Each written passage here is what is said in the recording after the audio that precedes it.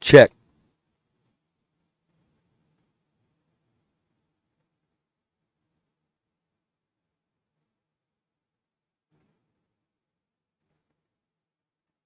Check.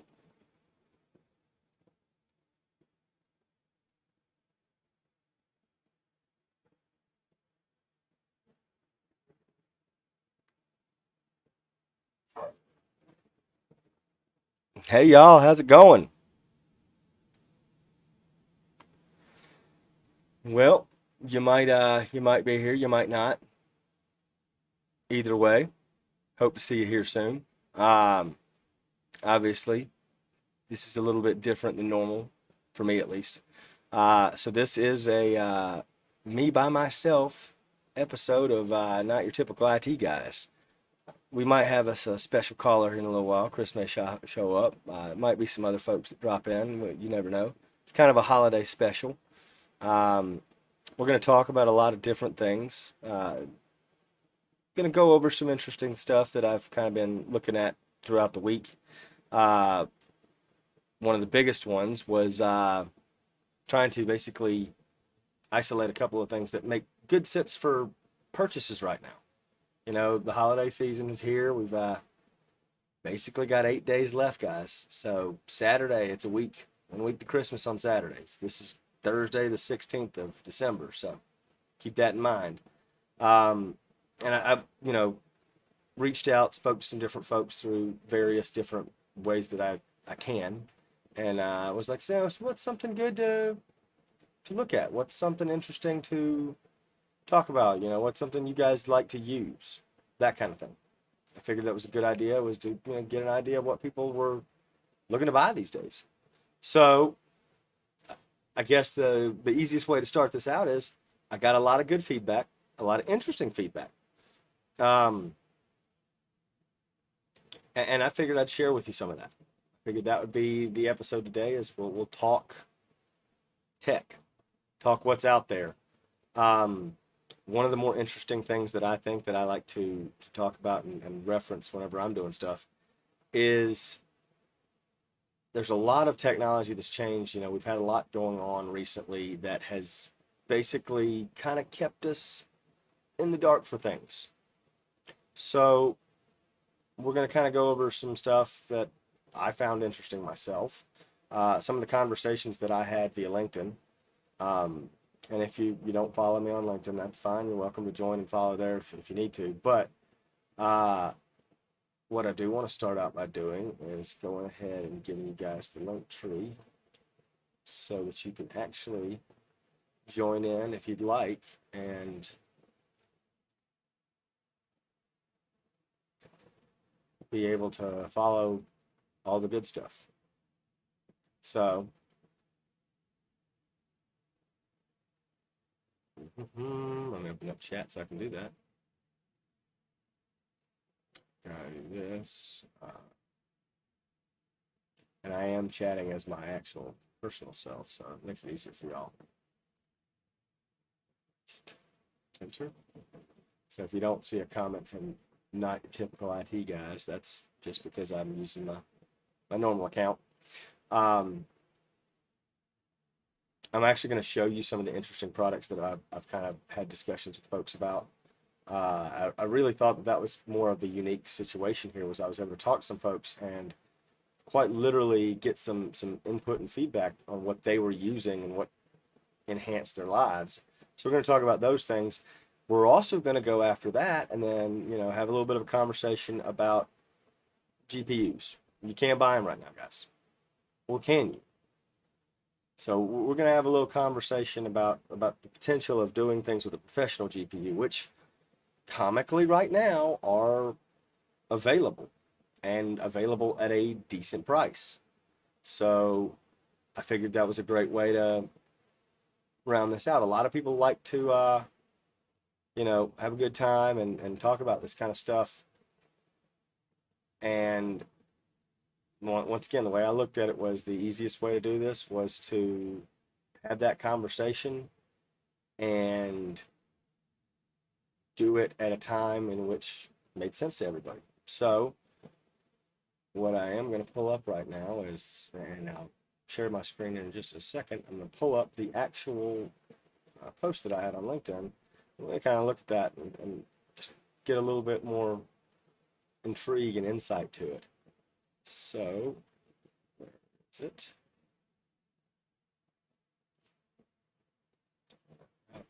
Why can't I find the post that I had?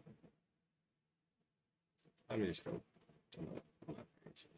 That way. Gotta look at it this way. So go to my posts, featured posts, and then go to this one. So I mean, did have I mean, had more comments than normal. It was, you know, one of those things. So let me do this and share my screen. Put myself on the right page. So the post that I reached out and kind of talked about was, you know, what were some of the interesting things these holidays, this holiday season that you guys were looking at? So what were some of the products that made sense this past year that you've used that you might recommend to somebody else? And I, you know, that's always a good thing. So I had a lot of interesting comments. One of them was from a guy that I know he's talking about the ThinkVision M14 mobile monitor and with the power bank to go with it. And I kind of found that interesting. I do like the picture that he included, which kind of shows his whole setup. The portable things, I mean, so guys, what this is, and you know what? It makes only that much sense to go pull it up and look at it. So let's go to Lenovo's website. We like to dive down these little tracks and deep ends. Let's have some fun with it. Going to Lenovo. All right, so we're going to go to 114 and pull it up. So it's $260 monitor, but keep in mind this thing is it's designed to be on the go for you guys. It is set up and very easy to use. One of those things that you kind of don't think about most of the time. I mean, when you're out on the go, now, let me start by saying who this isn't for. This is not the monitor you buy as a secondary display for your house, unless you're wanting the touchscreen one. They do have a touchscreen version of this, and that's that to me is a perfect kind of setup for at the house, doing what you want to do there. But more importantly, and I'm going to swap over to the other side so you guys can actually get a better view of this. So the touchscreen version would be a kind of a unique addition to an at-home office setup. But this is more for somebody that likes to be on the go constantly. Somebody that's working from home maybe, but also likes to go and work in coffee shops to get a change of scenery to help, ease the anxiety of being at home. It's a great feature if you need multiple monitors. I mean, all about it. This is a huge kind of step up for people. And it's a great complementary device. They also have a 15-inch version, so keep your eye for that out. And you know what? I'll do this. I'll add this to the chat so that if people want to see it, they can check out the chat. Yeah, you can put all these things in the description. That's a great thing, but I'm the kind of person where I like to add stuff as we go. So it makes things a little more intriguing.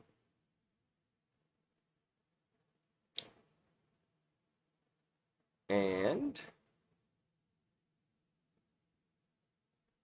up next,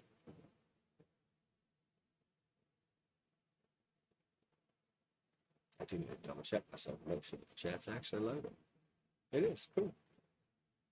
So the next up thing that I kind of want to get an idea and get everybody to wrap their heads around was another comment that I had that I kind of thought was pretty interesting. So I'm going to back up again. I'll go back to the other site. So ultrawides. Y'all, ultrawides are a thing now. Oh, continuing with the mobile monitor for a second. Sorry, I jumped ahead of myself. But I want to. There is one thing that I wanted to say. So, like I said, those kind of products are for people that are on the go a lot that need to be mobile.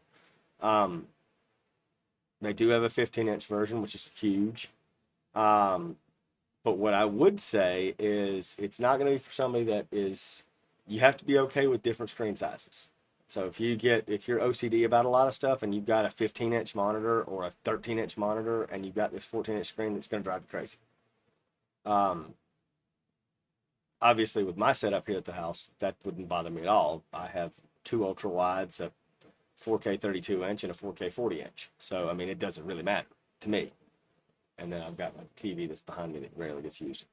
Um, but to give a more adequate viewport of things and thought process to it, this is kind of going to be a design feature for somebody that's, like I said, they're on the go. But if you're at home, unless you want the touchscreen feature of it with the M14T, great. But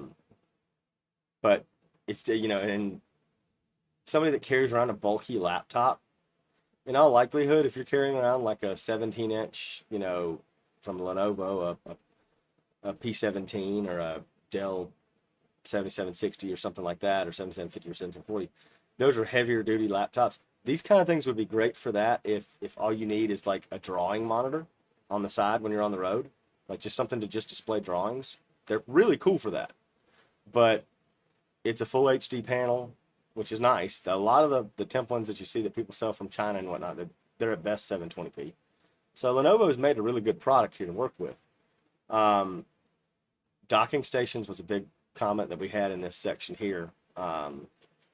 Ultra wides was another one, which is why we're going to talk about ultra wides here in a second even more. The funny one to me was this. And it's funny not because it's funny because how true it is. Which was, I had somebody come in and drop Microsoft Teams. I didn't think about it. And so I put as a note in the rundown that I ought to really cover some of the things that were free productivity boosters. And for Teams to have been so impactful to this person, one, it makes sense to me. I get that. I get why Teams is impactful. It is something I feel like I use daily. As a matter of fact, Chris and I utilize Teams for a lot of our podcasts. We try to use it to the best of our ability for the podcast, just because it's a good way of communicating over the network. What I will say is, it's a very powerful use case. The other thing that I like to talk about when I talk about productivity boosters is things like that are just free. Go download them off the internet. Nvidia's Broadcast situation and solution, that's a huge one. If you're a person that works in a noisy environment, or if you like to go to coffee shops a lot and you have an Nvidia GPU on board, I'd recommend it. I'd recommend it. Now, is it something that you are going to always use every day, so on and so forth? Probably not, but realistically, it's a good tool. It also has camera blur. I'm the kind of person where I don't like to lose some of the performance that I get from my encoders and whatnot. That's why I don't use Nvidia Broadcast. And yes, you're getting to see my live room. I'm a real person, guys. I'm mildly messy sometimes. And I'd rather give you the real me than put up a false background and tell you I'm not a human like y'all. I am 100% a human. So might as well give you my real world situation. That's why I don't use it on stream. However, I use it for things like Teams meetings when I'm having a meeting with, special personnel and whatnot. I've always kind of thought when I'm talking to an audience, I want the audience to understand me for who I am. That's always been my mantra. I'm not going to be somebody different. This one may have made me laugh a little bit harder than I should have. Mainly because I give my boss at work such a hard time for it. But a guy in the construction industry who does a lot of 3D CAD using a Civil 3D came back and said a trackball mouse, the MX Ergo, which, for anybody that wonders, my primary mouse is an MX Master 3. Not a sponsored anything to it. It's just that I love this thing because it's got a lot of use cases. I have a 3D Connection wireless space mouse. That's one I use when I travel, because when I'm working and travel, I really do need that middle button. I've gotten so used to it. I also have a regular one because we got the enterprise kits a couple years back, and they're great. The mouse pad's kind of the thing that I like more than the mouse sometimes though.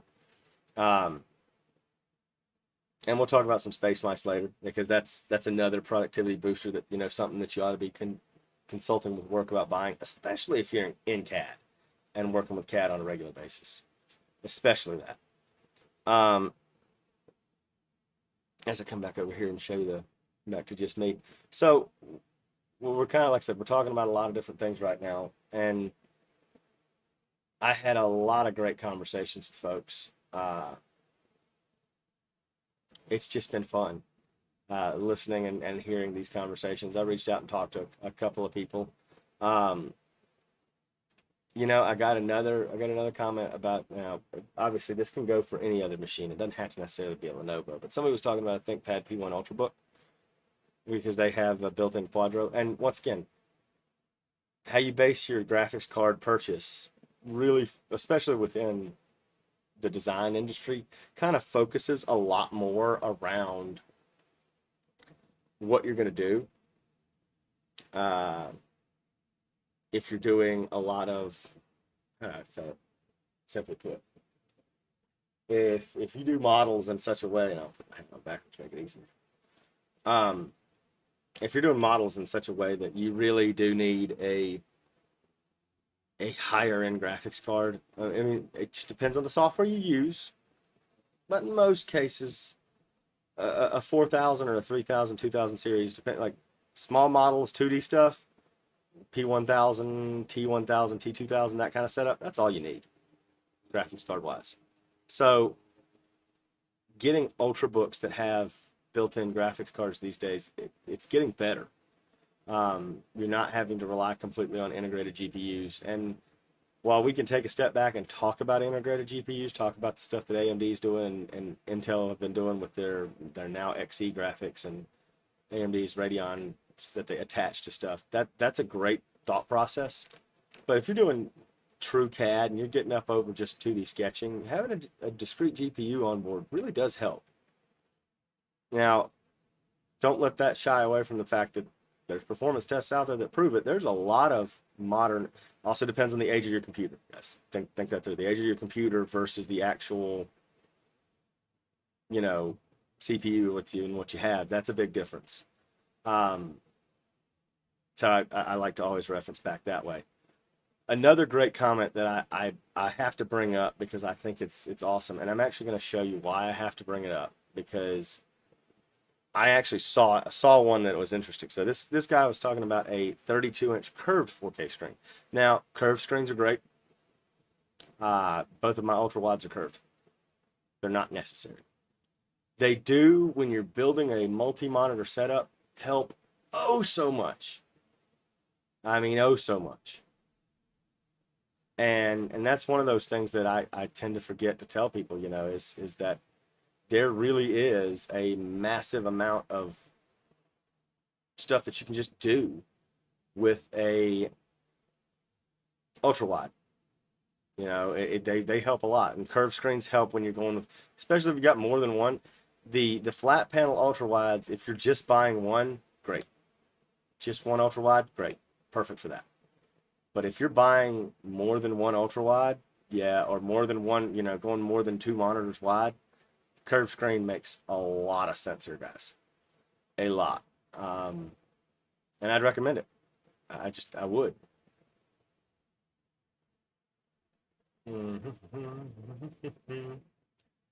Thought about something. I shouldn't do it this way, though.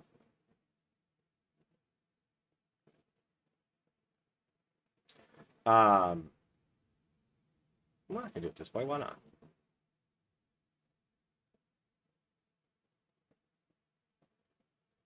I tell you, the number of my YouTube selection cracks me up sometimes, y'all. I wish I could show it to you.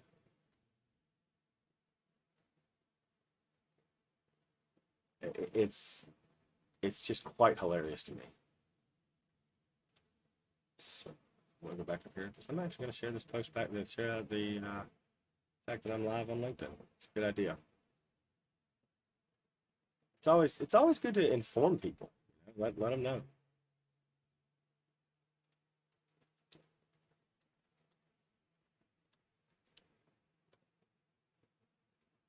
And maybe we'll get some commenters that'll actually want to talk about stuff during the actual live stream. So, and like I said, I want people to know, like, there's a lot of options out there for this holiday season to buy things for folks that might want things, and you really got to look at them. Like, take good consideration to them. There's a lot out there that just makes good sense. So I come back over here again, and we're going to get ready to share the next portion of this.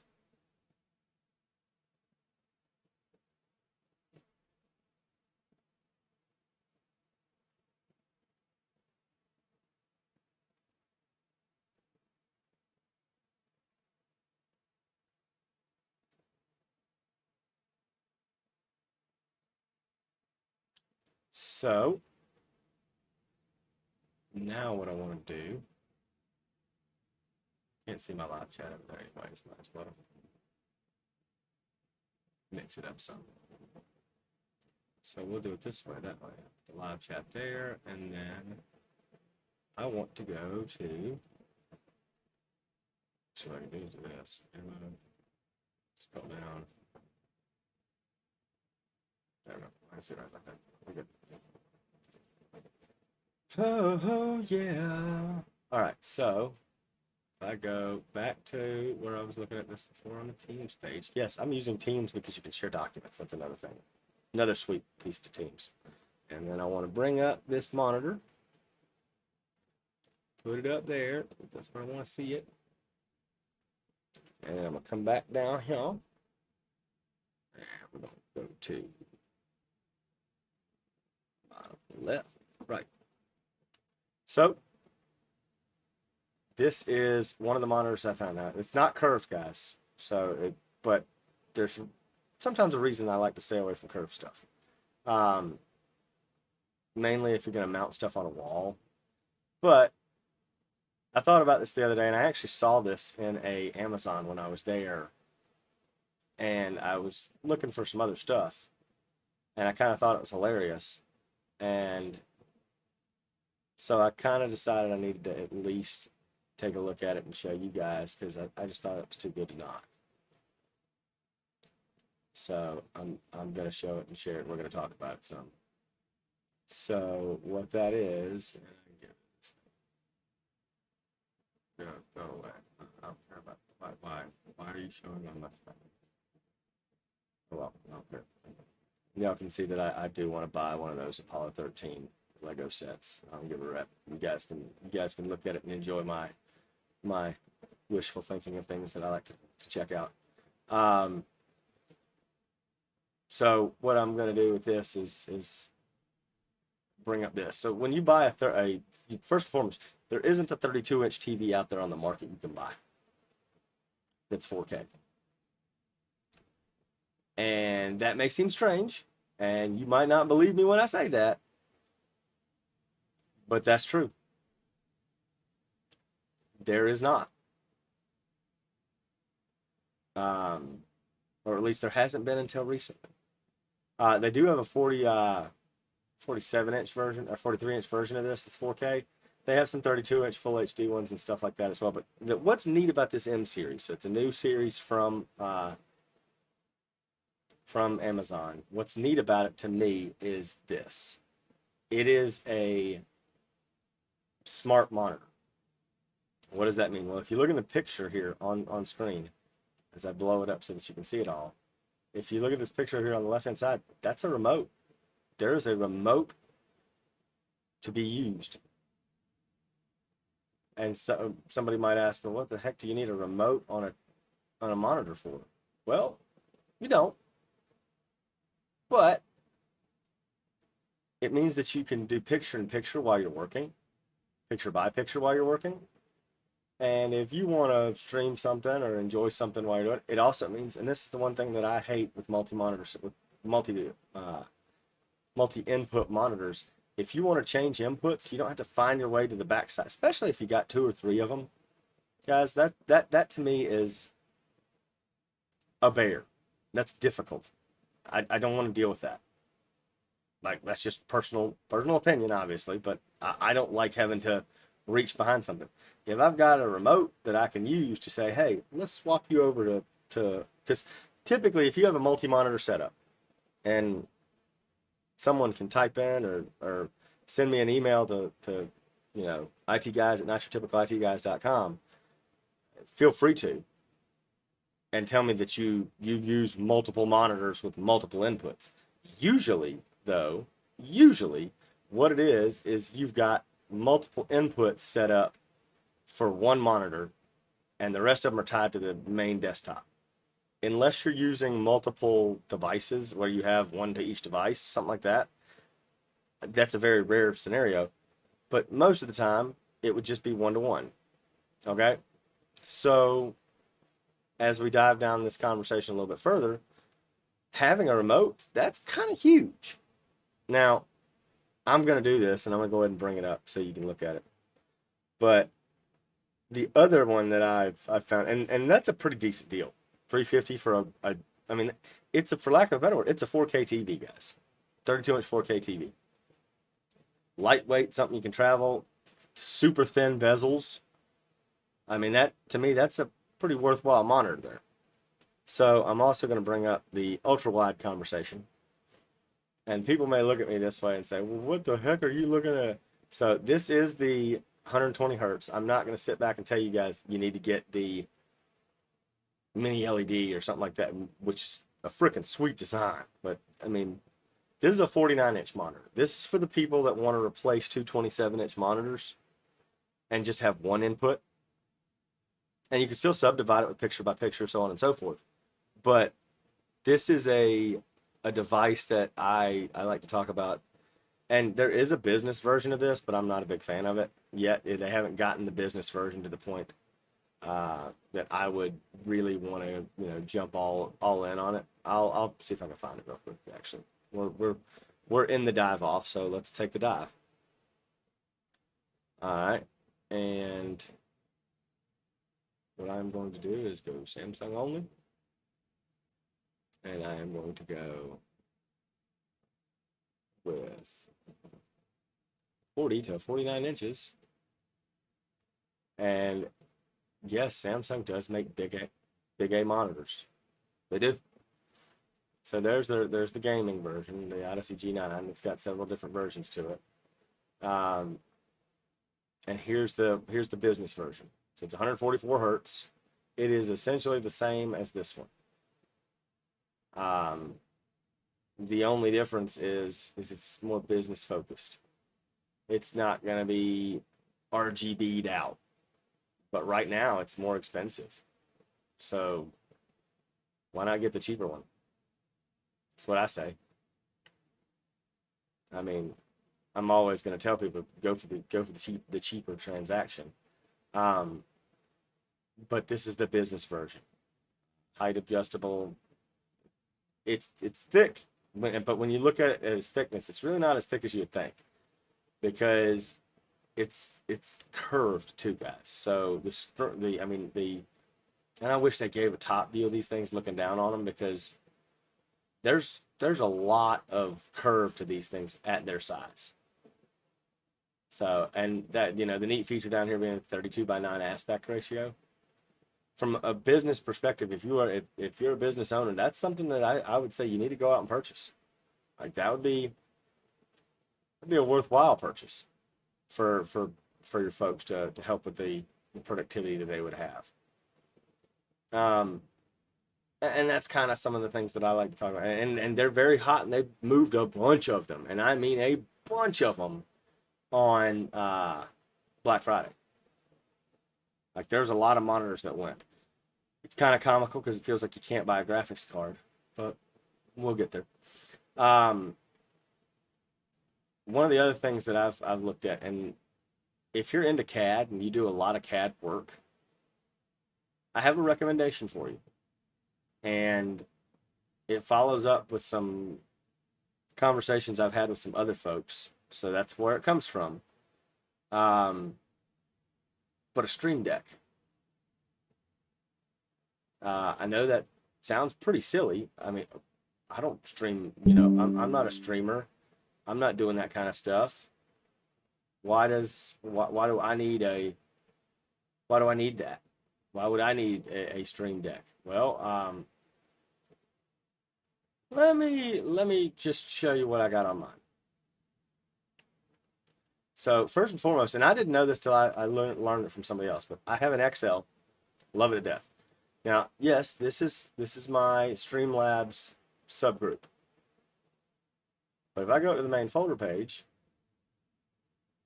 and I can do it by doing this. See all those eyes?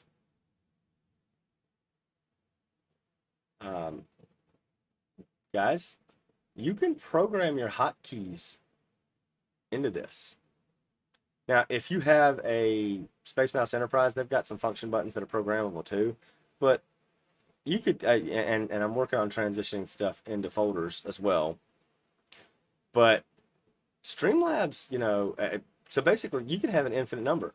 What do I mean when I say that? You're going to watch me do it live on stream. Guess what? I'm going to create another folder. Bam. It's there. You can go into that folder. And you can have subfolders on subfolders, guys. I don't need it for mine. I'll take it off there. But they're not extremely expensive.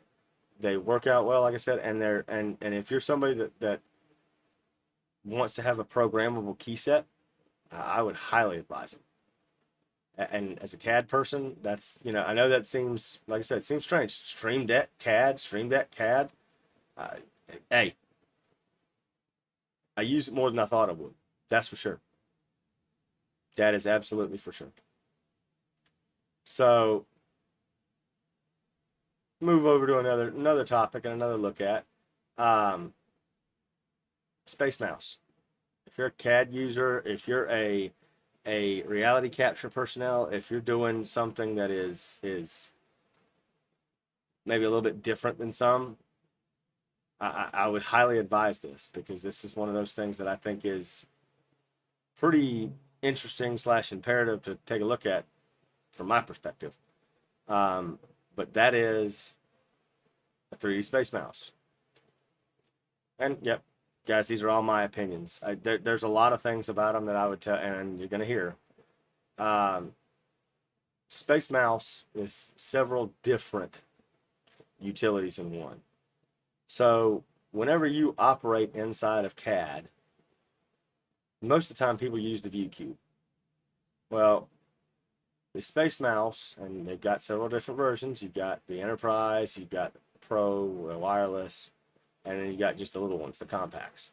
This device offers you 6 degrees of freedom of movement within that model. You can move, shift, drive around, do whatever you want to see inside of that view cube, right? The view cube. Well, my company bought us the Enterprise a while back. I also have the old Space Pilot Pro that I bought myself personally in 2011. I've got 3 Space Mice wireless that I use. I just bought them as they, whenever you go on the road with something, sometimes they get a little rough. So you want to keep that in mind. But the nice thing about the wireless ones is they come with a case. I wish there was a good case, and 3D Connection, if you ever see this video, please create a case for the Space Mouse Enterprise and sell it with it. It needs it. You can get one for the for the Wireless Pro. Why can't you get one for the Enterprise? All right. Also, Logitech, you own 3D Connection. Let them pair with your unifying receivers. I got hundreds of unifying receivers. I only have 2 of the wireless receivers for them. I'm sorry. Come on, guys. You could do that. You could absolutely do that. But they have multifunction keys associated with them, and that's nice. Now, they have some other stuff that they sell from 3D Connection, CAD specific. I will talk about the CAD mouse because it's pretty cool. Um, and they have a left-handed version too for those. It's a 3-button mouse, and when I say 3-button, you'll see it here in just a second if I scroll and if it gives me a top. Here's a top view of one. The 3 buttons, all right. That middle button, whenever you're working in CAD, is a pan button. Always a pan button. It's basically your middle mouse wheel click, but you don't accidentally zoom when you click it.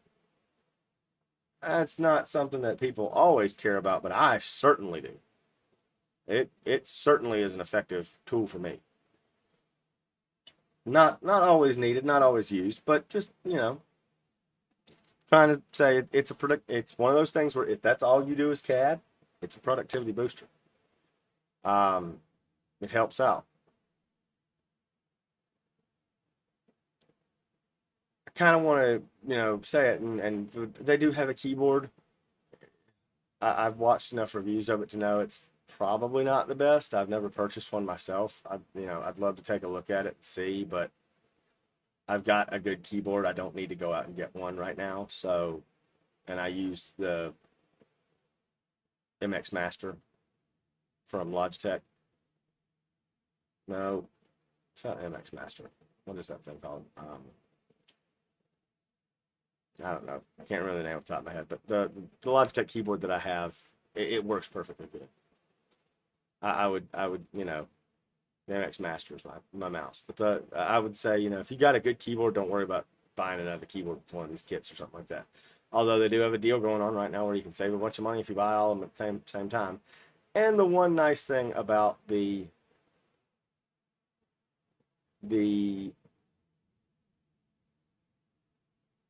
keyboard that they sell is it does have a detachable number pad, or a movable number pad for you.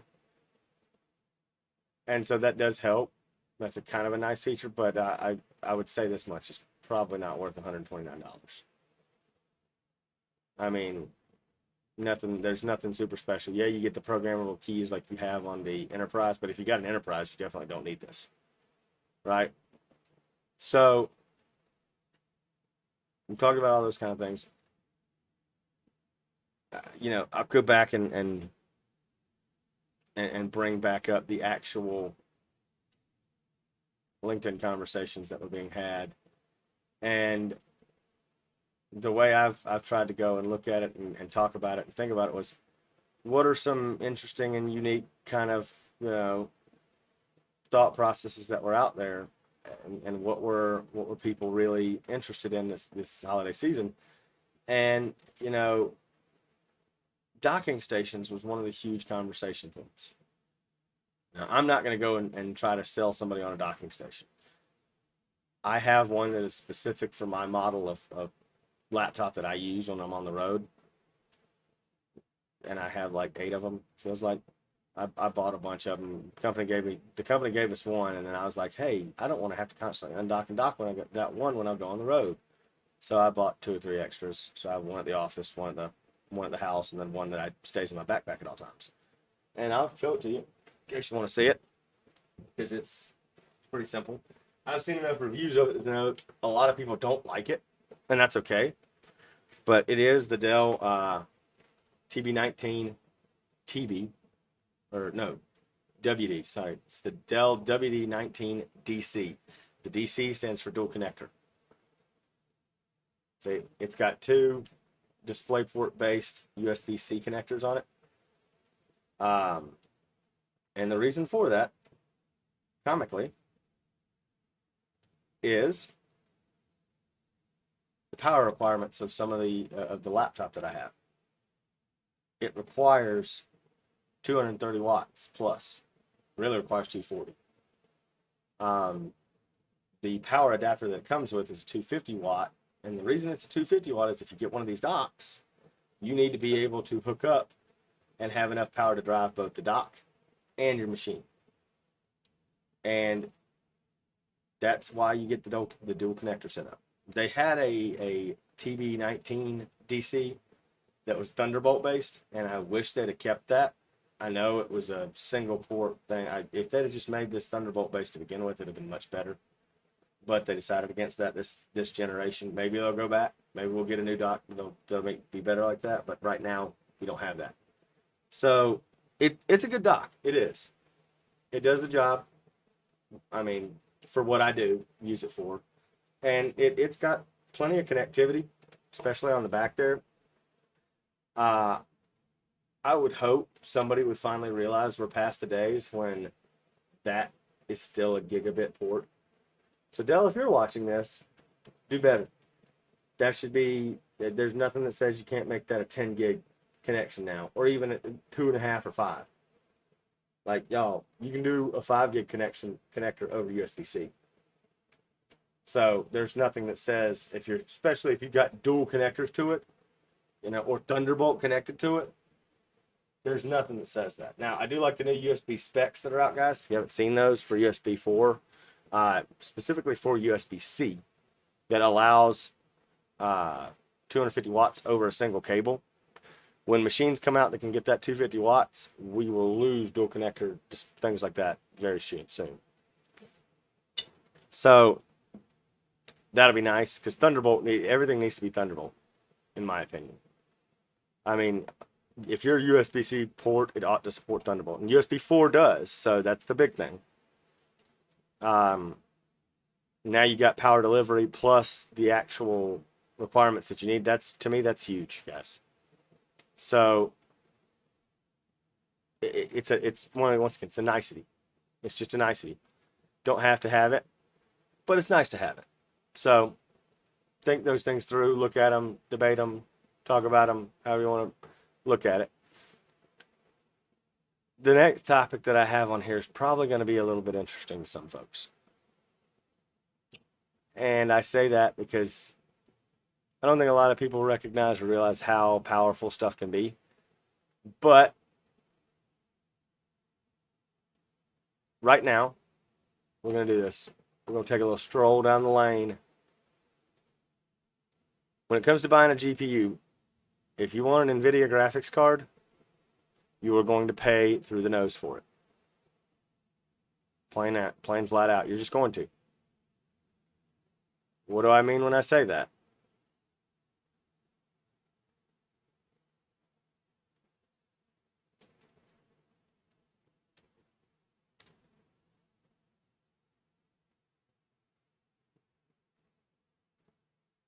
We're gonna go look at a 3080. All right, and I'm sorry, but we're gonna do it this way. So we're gonna go buy it now, just because that's the best way to look at it, I think. Then we're gonna go and say price plus shipping, lowest first. All right, guys. First and foremost, you're getting MXN cards down here. The first thing you come across is a MSI, no, it's Gigabyte 3080. It's a brand new listing. This person's trying to unload them. They got it for a good price. They're trying to unload it. That is not a common price. $1,450. All right, the next one down is $1,500, and it's from the Russian Federation. Sorry, guys. Then now you're in the older, and these are the Waterforce water block versions.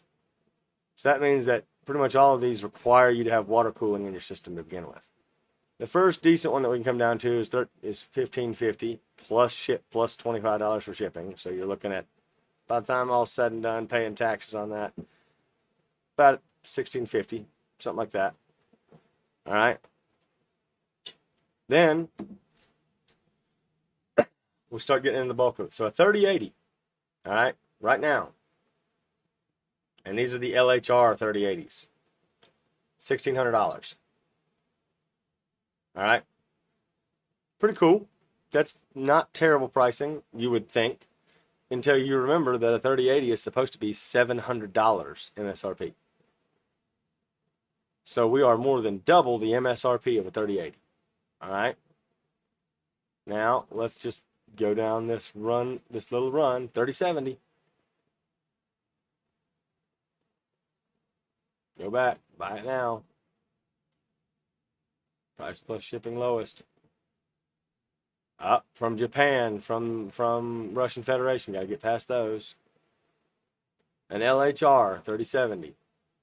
A supposedly $500 card. Not the TI. The 3070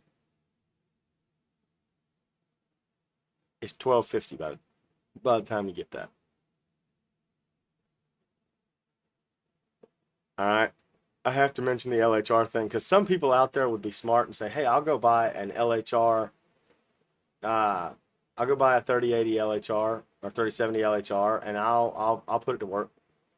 You know, I mean, I'll make some money off it mining. I'll pay it off in a year. Go follow tech deals if you consider doing that kind of stuff. They talk about it a lot. I mean, you can buy a computer and put that stuff in it and do a little mining on the side. If you use it during the day for work and whatnot, all good and well. But what's the comparable to this when it comes over to the actual enterprise line? Well, there isn't a direct comparison, first and foremost. The direct comparison would be a 3070 Ti to a A4000. So let's get a direct comparison now. 3070 Ti. Buy it now.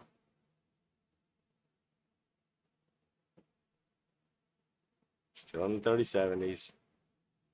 Still in 3070s. Where's my first Ti?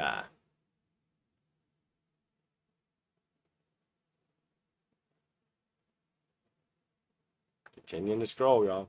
Looking for it. We find it when we find it.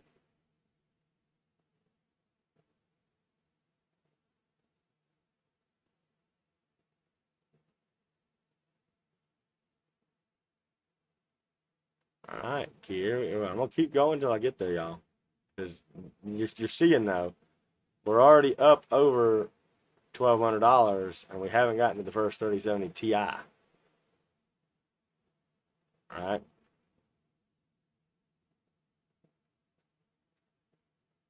So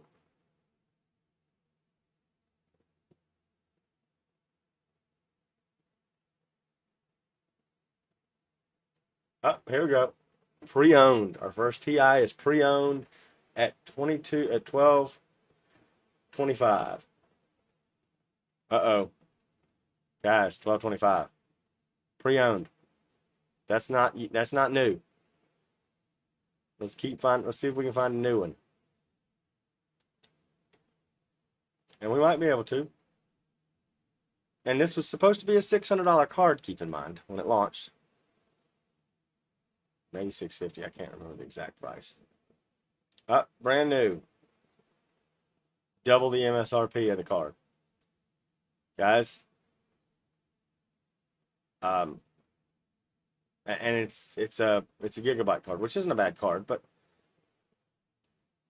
it's not a Founders Edition. It's not anything like that. That to me is okay. Here's a Founders Edition. First Founders Edition is $1275. All right, y'all. That to me is well more expensive than you should pay for a 3070 Ti. Now, we're gonna have a little conversation about this. So first and foremost, you're only getting 8 gigs of GDDR6X on a Ti. And to me, in the real world of enterprise work, a Ti versus a GDDR6X versus actual GDDR6. It's way more power hungry, way more, it's faster at gaming to a degree. But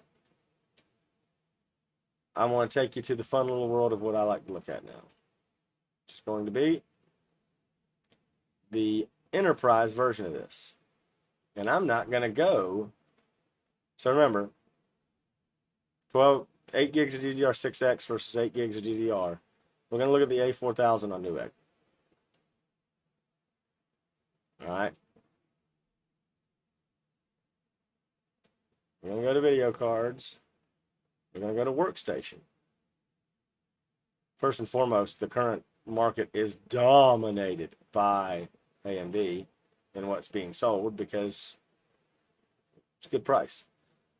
We'll talk about W6800 here in a few minutes. And I've got some more information that'll come out about it when I do a lot more testing and games on it, but I haven't really done a bunch of games testing on it yet. But I'm going to bring up the A4000, the Newegg price, which it's out of stock right now, I'm sure, but it's regularly in stock. All right, so you're paying $200 more. What are you getting for that $200? All right. Well, first and foremost, it's pretty simple. It's a brand new card. You know that. You know it hasn't been pulled out of the box or anything like that. It's a brand new card. You're getting 16 gigabytes of memory versus 8, which in the work world is a big deal. And you're also getting a much lower power usage card. 140 watts as opposed to the almost 300 of the 3070 Ti. Well, how does that make a difference? Well, when you're actually using the card and actually using it for something, that means that you're pulling more power. So if this is going to run with less power usage, all right, that means you're going to save money using it. Okay. I can give you a gaming perspective performance on this because it's the same as the A5000 in a laptop. And I have an A5000 laptop. And it plays Battlefield at 60 frames per second on 1440p at high detail. It is 1000% playable. So,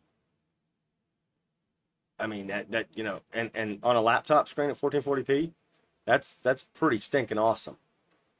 And that's Battlefield 2042, not Battlefield 1 or one of the older ones. I mean, you can game on you can every bit game on a professional card. There's nothing that says you can't, right? The only difference is the drivers. They are certified drivers, so they don't come out as often. So you're not getting game-ready GeForce drivers. Now, you can install GeForce drivers on top of your Quadro, and it'll work sometimes, but it's not going to work the way you want it to. But the Quadro is still going to run, play the games relatively decently. It will get the performance boosts of the game-ready drivers, 3 to 6 months later. Overall, in general, it's not hard to game on. It's not something that I wouldn't recommend doing. You can do it. And its max power draw is almost half that of the 3070 Ti. Matter of fact, I'll find out exactly what it is.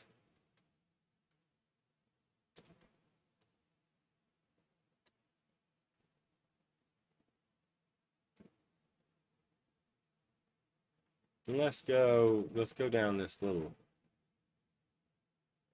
down the rabbit hole again we go, y'all.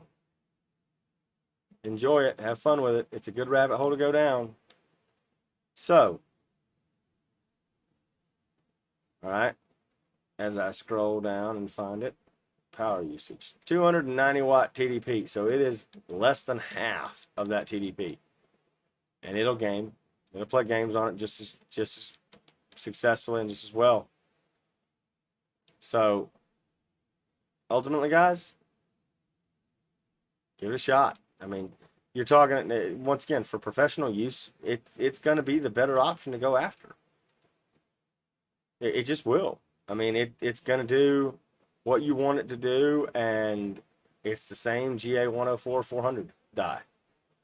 The only difference is it's the A1, which gives it the 6X memory chipset on it.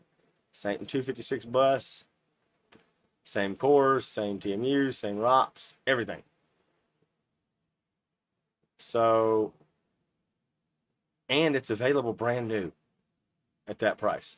Now, those 3070 Ti's are coming down in price because they're not that great at mining. And that's okay. Guess what, though? You could mine on an A4000 if you wanted to. got an unlock process. It's not an LHR card. I'm not sitting here saying you should, but you could. Now, I make all that conversation, say all that stuff to say this next. You could do it on an A6000 as well. You can game on an A6000. You can game on an A5000. But price-wise, you're kind of pricing yourself out of the market at that point. Was it 3080? Right. Like I said, we thought 3080s are $1,500 or less on the second on third-party markets. An A5000 is going to be $2,600 brand new, and you can find them everywhere right now. You don't necessarily, if you're going to game on them, I would not necessarily step up to that. Now, we mentioned it before, and I'll bring it up. So, and same thing is going to go for the 6800. That's a great card right there, guys. $2,000, 32 gigs of VRAM, 256 bus. It's basically a RX 6800, a regular Radeon RX 6800. It's a non-XT version. The only downside that I can say to all that is it's a 6800. All right, it's not a 6800 XT, so it's not.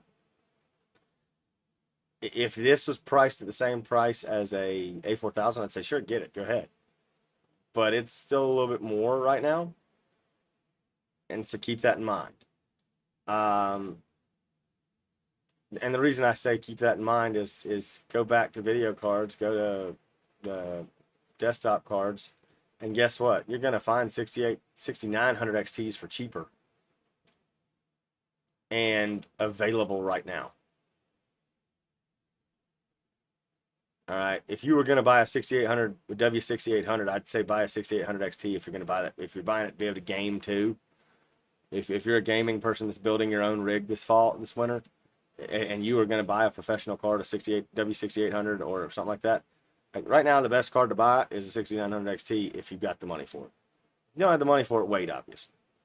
Don't just go spend your money on something you don't need to spend your money on. Now, I've said all that to say this.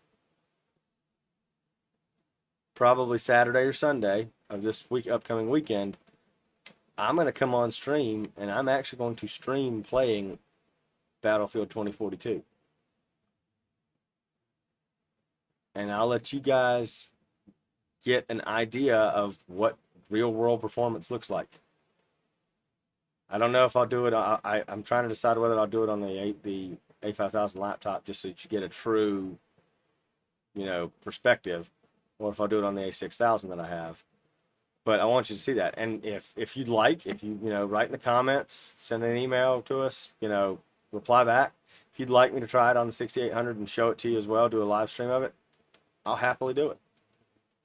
All these, it's an opportunity to give you guys a good example and a good idea of what's going on.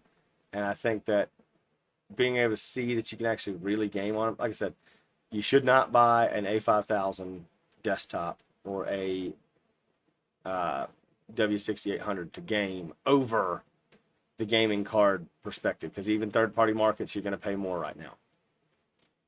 Now, if the 3080 once again spikes back to $2,500, yeah, buy an A5000. A5000 is a better card in general to me. Uses less power because it doesn't have G6X. The A4000 is one that you could actually make the argument on fairly easily, because the A4000 uses so much less power that it means that you're going to also save power usage over the 3070 Ti in the long run. And I know people probably aren't thinking, oh, it's 100-something watts. Well, if you're like most people, when you buy an enterprise device, you don't use it for you're going to make money on it, and you're going to know it's going to make you money. The 3070, the reason that you should never buy a gaming card specifically to do work on.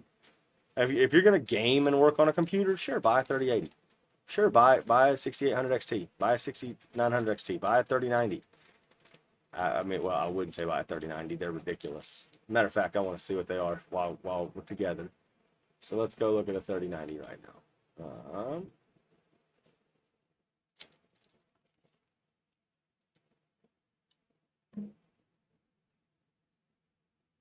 Let's see. Buy it now. All right, we're so 3090s are in the territory of a A5000. Now, once again, actually they're more expensive than an A5000 still. The reason they're more expensive than an A5000 is people are buying them and mining on them. You know, you're getting a pre-owned card, an A5000, it's probably been mined on, y'all. Just so you know. It's probably been mined on. I mean, you know, pre-owned 3090, they're fast cards, but it's probably been mined on. And it also draws a ton of wattage. Now, there's rumors that there's going to be a 3090 Ti dropped out here pretty soon, which is basically going to be the A6000, but with 24 gigs of G6X. Maybe they decide to put it in there with 48 gigs. And maybe they don't call it a 3090 Ti. Maybe they call it a Titan. Nobody really knows. But if that does come out, okay, you're not getting any more performance out of it for it. So why does it matter? I mean, the 3090, it's a great card for gaming, obviously, but at the same time, you got 6900 XTs out there, which to me make a lot more sense right now if you're wanting to go top dollar on a card because you can get it at MSRP or at least close to it, pretty close to it. Obviously, MSRP technically of a 6900 XT was supposed to be somewhere down near or around $1,000, and it's not, and I get that. I mean, so it's 50% marked up on first party sellers, but those are also like OC cards. So I mean, this is an OC card that they're selling. Somebody reminded me of something the other day too, and I forgot about this. So I'll tell y'all so you can kind of pass it along to yourself as well when you're thinking about it. A 6900 XT with an MSRP of $1,000 is probably actually something that you would not be able to get for less than, and I'm going to be pretty rough on it, but for less than $1,250. Why? Because we still have tariffs in place, guys. And those 25% tariffs from stuff overseas, parts like this, ASRock, Asus, those kind of things, they're probably going to cost you a pretty penny. So be aware. Probably going to cost you a pretty penny. All that being said, there's nothing that says you can't give it a shot, go after it, get you one, play with it. They're great cards. The 6800, let me tell you, so all the testing that I've done on mine, and I'm being asked to do some actual gaming testing because they want to know how well it does, but the 6800 XT and the 6800 are pretty much the same thing with just some CUs cut down. The W6800 has a lot of performance that's really untapped, and it's nice because it's got a lot of potential. And having 32 gigs of VRAM for working in professional applications is awesome. I wish it had been a 6800 XT, but with 32 gigs of VRAM, because that would have probably pushed it 20% higher in overall raw performance. But it's still, like I said, so the use cases that I have for things, all right, working in point clouds like I do, raw performance isn't everything. I don't need a GPU that's going to be, for lack of a better word, balls to the wall in terms of raw compute. Because really, it's the 3D display that I care about of a list of things.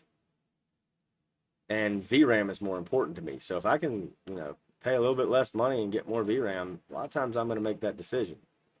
VRAM is where all of your work gets done when you're working in the point cloud. So just my 2 cents there. That's just my 2 cents. Keep that in mind. Christmas is around the corner, like I said. Maybe an end of year capital spend should be here or close to here by now. If I were y'all, I'd be looking out for some more interesting stuff. I may start doing some nightly streams here coming up. Like I said, Chris is unfortunately out on Call of Daddy duty. So you may see more of a streams of just me at night. Maybe shorter streams, just to kind of get the word out about things. They may be a lot less overall put together, but I want to start getting content out there for you guys. So to me, the big thing to remember is there's a lot of nice, interesting products out there that you can take a look at. I'm a big fan myself personally of, docking stations, and keep an eye out on them.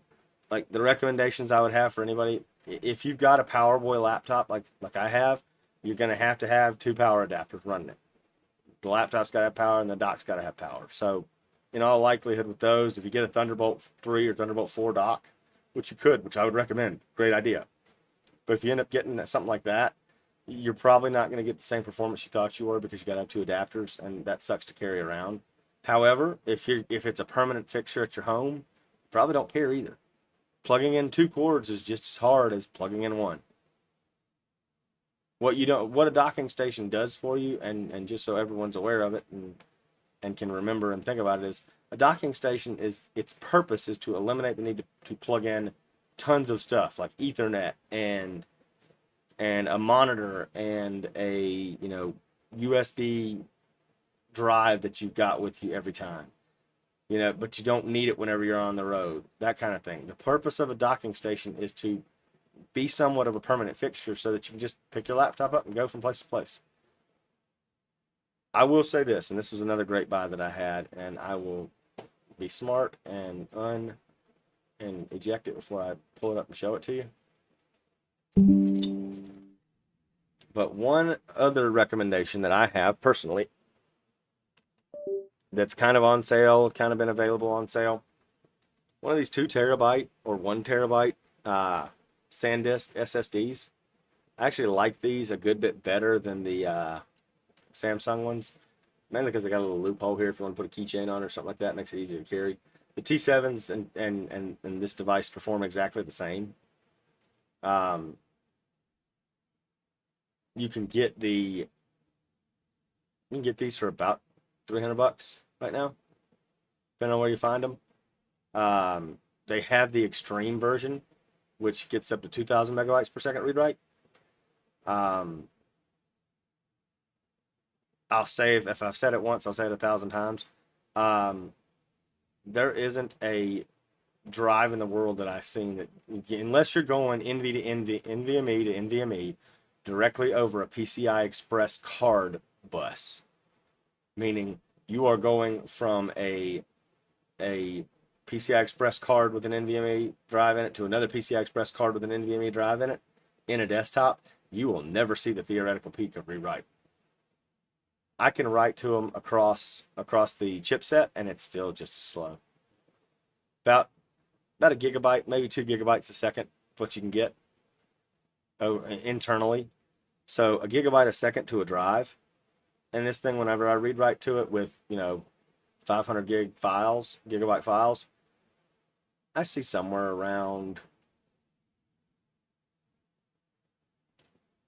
800 to 900 megabytes a second read write, which is pretty awesome. So keep that in mind too, guys. Storage is always a good thing to buy, I believe. But if I don't talk to you before then, I will. But I hope everybody does have a happy holidays, a Merry Christmas, a Happy Hanukkah, Kwanzaa, whatever you're going to have. Enjoy yourselves this holiday season. Take some time off. Reflect back on all the cool things that have been done in 2021 and 2020. I know it's been a crazy 2 years for everybody. But hey, feel free to reach out if you need IT support. I know we say that we don't want you to call us for IT support, but if you need something, you got a question about something, you're curious about workstation, and work tech, reach out. Maybe we'll do a video on it. Find us, out on social media. Find us on Facebook. Find us on LinkedIn. Subscribe, follow to the YouTube channel. We'd love to have you join us more and more. But if nothing else, guys, we hope you have a wonderful evening.